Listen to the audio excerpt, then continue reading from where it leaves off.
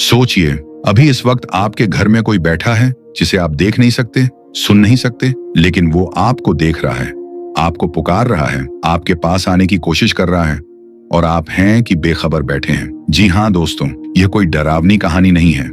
ये वो सच्चाई है जो गरुड़ पुराण में हजारों साल पहले लिखी गई थी और आज तक किसी ने आपको इतने सीधे और साफ तरीके से नहीं बताई। आज इस वीडियो में हम बात करेंगे उस पूरे सफर की जो एक इंसान की मृत्यु के ठीक 24 घंटे बाद शुरू होता है। उस आत्मा का क्या होता है, वो अपने घर क्यों लौटती है, वो 13 दिन कहाँ रहती है, पिंडदान न हो तो क्या होगा, और सबसे जरूरी, इस जन्म में आप जो कर्म कर रहे हैं वो आपकी मृत्यु के बाद आपके साथ क्या करेंगे। तो दोस्तों ध्यान से देखिए, क्योंकि यह वीडियो आपकी सोच बदल देगी। नमस्कार, आपका स्वागत है हमारे चैनल में। दोस्तों, गरुड़ पुराण हिंदू धर्म के 18 महापुराणों में से एक है और इसमें मृत्यु के बाद की पूरी यात्रा का इतना विस्तृत और स्पष्ट वर्णन किया गया है कि पढ़कर रोंगटे खड़े हो जाते हैं। गरुड़ पुराण कहता है कि इस पृथ्वी पर जन्म लेने वाला कोई भी प्राणी अमर नहीं है।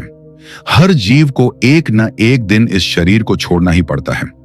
लेकिन सवाल यह है कि जब शरीर छूट जाता है तो आत्मा का क्या होता है। गरुड़ पुराण के अनुसार जैसे ही किसी मनुष्य की मृत्यु होती है, उसी क्षण यमराज के दूत यानी यमदूत वहां पहुंच जाते हैं और उस आत्मा को अपने साथ यमलोक ले जाते हैं। यमलोक में उस आत्मा के पूरे जीवन का लेखा जोखा किया जाता है। उसके हर पुण्य का हिसाब होता है, हर पाप का हिसाब होता है। एक एक कर्म तराजू पर तौला जाता है और फिर ठीक 24 घंटे के अंदर यमदूत उस आत्मा को वापस उसके घर छोड़ जाते हैं। अब यहाँ सबसे दिल को झकझोर देने वाली बात आती है। जब वह आत्मा वापस अपने घर आती है तो वह अपने परिवार के बीच खड़ी होती है। वो अपने बेटे को देखती है, अपनी पत्नी को देखती है, अपनी माँ को देखती है और वो चिल्लाती है, पुकारती है, हाथ फैलाती है, लेकिन कोई नहीं सुनता, कोई नहीं देखता। वह आत्मा बेचैन होकर जोर जोर से रोने लगती है, चीखने लगती है, लेकिन उसकी आवाज इस दुनिया तक पहुंच ही नहीं सकती। और फिर वो आत्मा एक काम करने की कोशिश करती है जो शायद आपने कभी सोचा भी नहीं होगा। वो अपने उसी पुराने शरीर में वापस घुसने की कोशिश करती है, उस शरीर को फिर से जगाना चाहती है। लेकिन गरुड़ पुराण कहता है कि यमदूतों के बंधन में होने के कारण वह आत्मा उस मृत शरीर में प्रवेश नहीं कर पाती और इधर घर में उसके परिवार वाले फूट फूट कर रो रहे हैं, छाती पीट रहे हैं और वो आत्मा यह सब देखकर और भी ज्यादा टूट जाती है।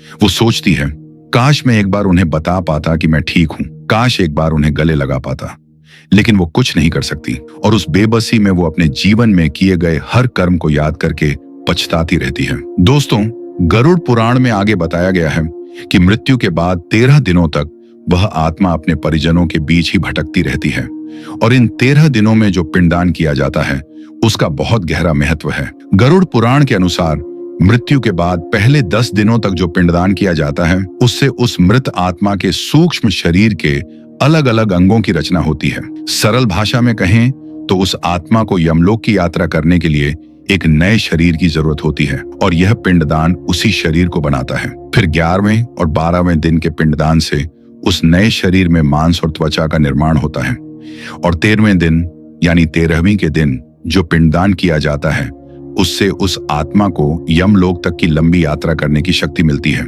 यानी दोस्तों, ये 13 दिनों का पिंडदान उस आत्मा के लिए एक तरह का रास्ते का भाथा है, 1 साल की लंबी यात्रा के लिए ईंधन है। क्योंकि गरुड़ पुराण कहता है कि मृत्यु के बाद आत्मा को मृत्युलोक से यमलोक तक पहुंचने में पूरा 1 साल यानी 12 महीने लग जाते हैं और इस पूरी यात्रा में ये 13 दिनों का पिंडदान ही उस आत्मा का भोजन होता है। अब दोस्तों, आपके मन में सवाल उठ रहा होगा कि अगर किसी कारण से पिंडदान न किया जाए तो क्या होगा। तो गरुड़ पुराण इसका भी बड़ा स्पष्ट और कड़ा जवाब देता है। जिस मृत आत्मा के नाम से पिंडदान नहीं किया जाता उसे 13वें दिन यमदूत जबरदस्ती घसीटते हुए यमलोक ले जाते हैं और इस यात्रा में उस आत्मा को असहनीय कष्ट भोगना पड़ता है। इसीलिए हिंदू धर्म में हर मृत आत्मा के निमित्त 13 दिनों तक पिंडदान को अनिवार्य बताया गया है। यह सिर्फ एक परंपरा नहीं है दोस्तों, यह उस आत्मा की मदद करने का एकमात्र तरीका है जो आपसे कुछ मांग नहीं सकती। गरुड़ पुराण में एक और बहुत जरूरी बात कही गई है जिसे अक्सर लोग नजरअंदाज करते हैं। 13वीं के दिन मृतक के परिजन जो भोज करते हैं, अगर वो भोज कर्ज लेकर किया जाए तो उस मृत आत्मा को शांति नहीं मिलती। वो आत्मा सोचती है कि काश मैंने कहा होता कि मेरे लिए कर्ज मत लेना, मेरे नाम पर अपनी जिंदगी मुश्किल मत करो। और अगर कोई इंसान जानते बूझते अपने परिजनों को कर्ज में डालकर ऐसा भोज करवाता है तो यमराज उसे कभी क्षमा नहीं करते और मृत्यु के बाद उसे कई तरह की यातनाएं दी जाती हैं। दोस्तों, अब आते हैं सबसे अहम बात पर। गरुड़ पुराण कहता है कि जो इंसान अपने जीवन में अच्छे कर्म करता है, दूसरों की मदद करता है, सत्य बोलता है, धर्म के रास्ते पर चलता है, उस आत्मा को 13 दिन बाद यमदूत बड़े सम्मान के साथ यमलोक ले जाते हैं और पूरी यात्रा में उसे कोई कष्ट नहीं होता। यमलोक पहुंचने पर यमराज उसे सीधे स्वर्गलोक भेज देते हैं। लेकिन जो इंसान जीवन भर बुरे कर्म करता है, दूसरों को धोखा देता है, पाप करता है, उसे यमदूत पूरे रास्ते घसीटते हैं, यातनाएं देते हैं और वो इंसान रोता है, चिल्लाता है, क्षमा मांगता है, लेकिन तब कोई नहीं सुनता। यमलोक पहुंचने पर यमराज उसे उसके बुरे कर्मों की सजा भुगतने के लिए नरक लोक भेज देते हैं और सजा पूरी होने के बाद उसे फिर से इस मृत्यु लोक में किसी नीच योनि में भेज दिया जाता है। तो दोस्तों, गरुड़ पुराण का यह संदेश बिल्कुल साफ है। मृत्यु के बाद कुछ नहीं छुपता, कोई बहाना नहीं चलता, कोई सिफारिश नहीं लगती, बस आपके कर्म बोलते हैं। इसलिए आज से ही तय करिए कि आप कैसे जीना चाहते हैं, क्योंकि यह जिंदगी एक मौका है और यह मौका दोबारा नहीं आएगा। अगर यह वीडियो आपको अच्छी लगी हो तो इसे लाइक करिए, अपने परिवार और दोस्तों के साथ जरूर शेयर करिए ताकि यह जरूरी जानकारी ज्यादा से ज्यादा लोगों तक पहुंचे। और हमारे चैनल को अभी सब्सक्राइब कर लीजिए ताकि सनातन धर्म से जुड़ी ऐसी ज्ञान की बातें आप तक हमेशा पहुंचती रहें। वीडियो पूरी देखने के लिए आपका बहुत बहुत धन्यवाद। जय श्री राम।